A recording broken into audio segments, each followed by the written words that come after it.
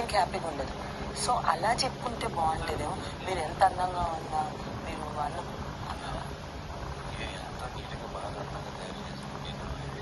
Okay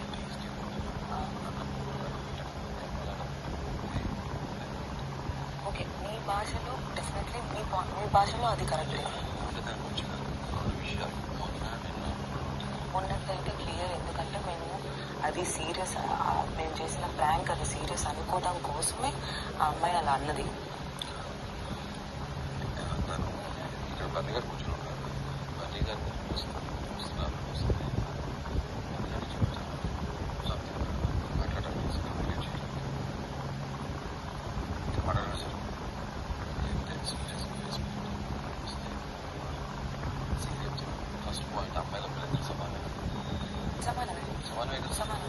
just different ఎనాటమీస్ లో అంతే కదా. సోల్ ఒకటే కదా. సోల్ ఒకటే కదా. అందరికీ అదే నోరు అదే ఇచ్చారు కదా, అదే ఫీలింగ్స్ ఉంటాయి కదా. అమ్మాయిలు మీకు కాదు అంతే కదా. ఏడుస్తే అమ్మాయిలు మీకు ఎమోషనే కదా. ఎమోషనల్ అబ్బాయిలు ఎక్కువ ఏడుపు అనే ఎమోషన్ చూపించారు. సో కాలంలో కూడా మాట్లాడుకుంటారు.